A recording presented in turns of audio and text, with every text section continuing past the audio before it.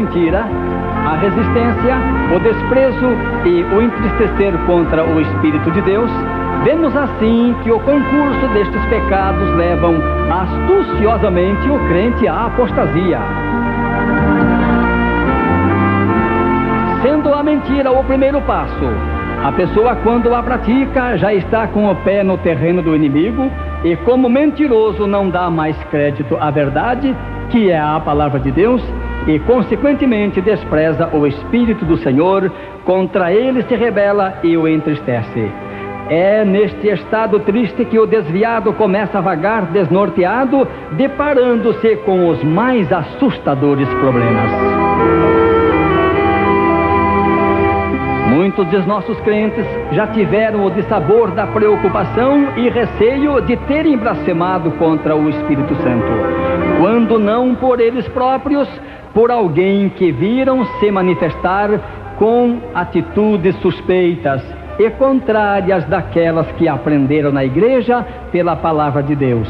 Aí veio o temor ou até mesmo o medo de terem praticado o pecado capital. Meu irmão em Cristo, já ocorreu contigo alguma coisa dessa natureza? Como está tua consciência? Observe, neste estudo bíblico sobre o pecado contra o Espírito Santo, estamos procurando conscientizar 3 grupos distintos de pessoas. Primeiramente, os desviados da igreja, depois os não evangélicos, ou seja, os descrentes, e por fim a igreja como um todo. Pois os desviados precisam voltar, reconciliando-se com Deus e a participar da comunhão com a Igreja de Cristo enquanto é tempo. Os descrentes precisam se arrepender e converterem-se ao único Deus vivo e verdadeiro. E a igreja em geral precisa vigiar para não cair em tentação.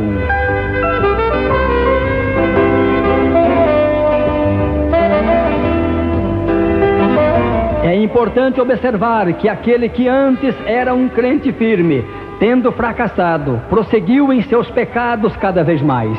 Não parou, não se arrependeu, não confessou e não deixou de pecar.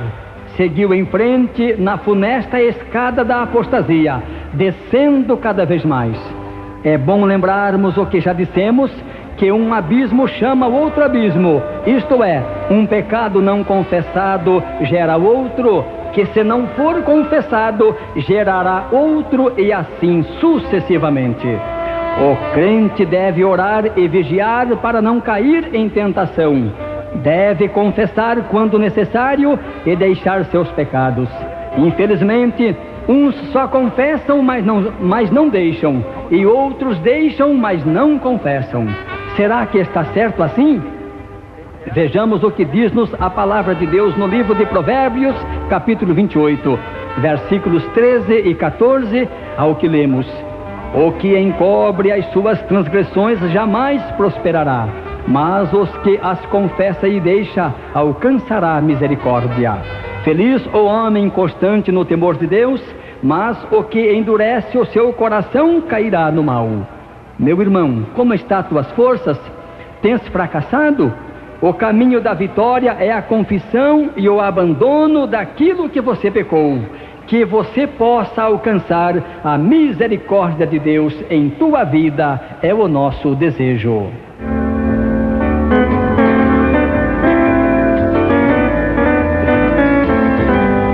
Observe o seguinte: o crente que está sob o controle de Deus ataca fortemente o reino de Satanás e nada de mal lhe acontece.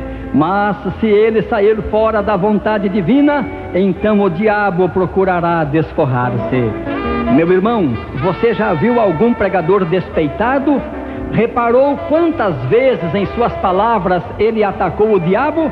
Aliás, mais falou o nome do inimigo do que o nome do Senhor Jesus. Que pena! Tomemos cuidado. Sapatear, esbravejar, fazer e acontecer em cima dos púlpitos nas igrejas é fácil, mas e depois lá fora, como fica? Que Deus nos livre em nome do Senhor Jesus. Então pergunta-se, como é que se tenta ao Espírito Santo? Vejamos alguns sintomas procedendo com engano, usando de má fé, como no caso de Ananias e Safira, Atos capítulo 5, insistindo em algum pedido que desagrade ao Senhor. Conta-se que um irmão queria o dom de curar. Orou a Deus algumas vezes pedindo-o, mas o tempo passava e Deus não lhe concedia. Então um dia ele pegou sua Bíblia e disse a Deus que estava ali escrito que se ele pedisse em nome de Jesus, poderia receber. Exigiu assim que Deus lhe desse o dom, pois o pedia em nome de Jesus. Deus então lhe deu o que pedia, pois conforme a própria Bíblia diz, Deus não se deixa escarnecer. Aquele irmão recebeu o que pediu, mas ao orar pela primeira pessoa, e no caso uma mulher, ao colocar a mão, caiu em pecado. O Espírito Santo, que é onisciente, sabia que não daria certo, mas aquele irmão insistiu. Ah, que pena! Prezados ouvintes, a propósito, já observaram como fazem os pregadores da teologia da prosperidade? Não determinam eles a bênção sobre qualquer pessoa, evocando a Bíblia, sem examiná-la devidamente em seu texto e contexto? Não dizem eles que se colocarmos nossas mãos em qualquer coisa que tenhamos visto e desejado para nós, e que se determinarmos que as possuamos, assim se fará? Particularmente eu lhes pergunto, será que gostariam os tais pregadores que colocássemos as mãos e determinássemos sobre seus próprios bens a que sejam nossos? Outros ainda chegam a ensinar que se o crente estiver doente, é para dizer que não aceitam isso em suas vidas. Mas nesse caso, como ficaria a situação do patriarca Jó, se o próprio Deus foi quem determinou que seu servo sofresse? Aliás, com exceção de Jesus, Jó foi o homem que mais sofreu. Será que o Deus dos tais pregadores é o mesmo Deus de Jó? Meus irmãos, notai bem, Deus não tem compromisso com o homem, e sim com a sua palavra. Aleluia. Prosseguindo os sintomas, vejamos o caso dos israelitas no deserto que desejaram comer carne, e isso contra a vontade do Senhor.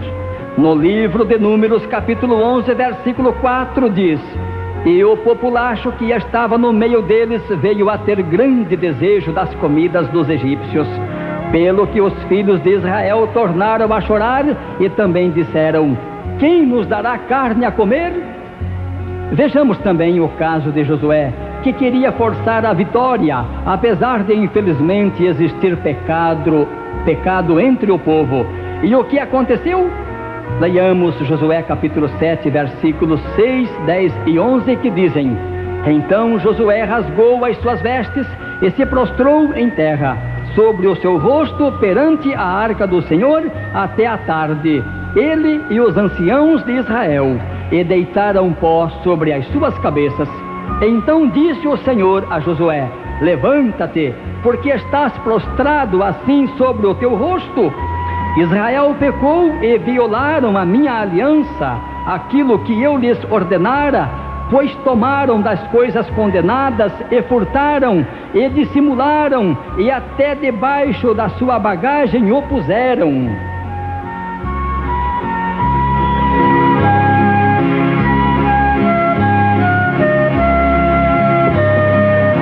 Prezado irmão, você já viu algum pastor ou obreiro da igreja se colocando em oração e jejum por alguma pessoa, quando este alguém não está nem aí com suas vidas?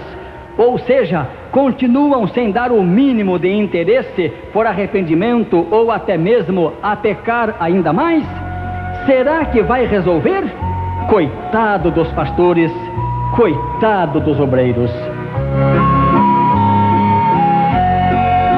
Prosseguindo os sintomas, vejamos ainda os israelitas no deserto provando indevidamente a Deus. Apesar do povo já terem tido experiência do poder e presença do Todo-Poderoso. Em Números capítulo 14, versículos 11 e 22, lemos o seguinte: disse o Senhor a Moisés: até quando me provará este povo? E até quando não crerão em mim, a despeito de todos os sinais que fiz no meio deles? Tendo visto a minha glória e os prodígios que fiz no Egito e no deserto, e todavia me puseram à prova já 10 vezes, e não obedeceram a minha voz. Lembramos também, meus estimados ouvintes, do rei Saul, que estando excluído por Deus, ainda queria que Deus os respondesse.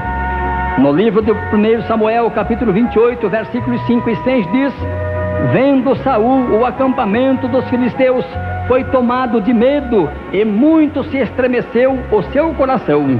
Consultou Saul o Senhor, porém este não lhe respondeu, nem por sonhos, nem por Urim, nem por profetas. Queridos irmãos em Cristo, ao orar, o crente deve fazer com fé. Todavia deve esperar de Deus a resposta correta. Deus responde, mesmo que seja para dizer não. Observem, uma certa irmã estava passando por tribulação, e ao pastor que orava por ela foi revelado algo misterioso envolvendo a vida daquela irmã. Então o pastor pediu que Deus revelasse sua vontade. Então aquela irmã começou a soluçar e confessou o pecado que estava ocultando. Neste ínterim, ela já pedia perdão e não libertação. É claro que foi perdoada, pois não era o pecado imperdoável, mas ela sentiu que sua tribulação era uma repreensão do Senhor com vistas à recuperação espiritual.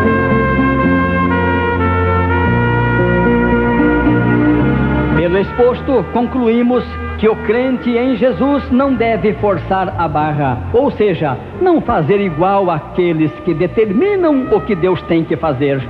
Ao invés disso, deveriam seguir o exemplo de Jesus, aliás, o maior exemplo.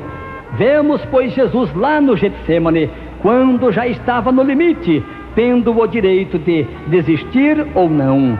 Mesmo naquele sofrimento ímpar, orou a Deus o Pai dizendo: não seja como eu quero, e sim como tu queres, faça-se a tua vontade. Mateus capítulo 26, versículos 39 e 42. Notai bem, meus queridos e estimados ouvintes, seríamos nós melhores que Jesus, o Filho de Deus Altíssimo? De jeito nenhum. Tomemos cuidado, pois o diabo está interessado a inverter as sagradas escrituras e o plano de Deus para conosco. Mas o Espírito Santo está pronto a dispor-se em favor de todo aquele que quiser fazer a vontade de Deus. Aleluia! Bendito seja o nome do Senhor.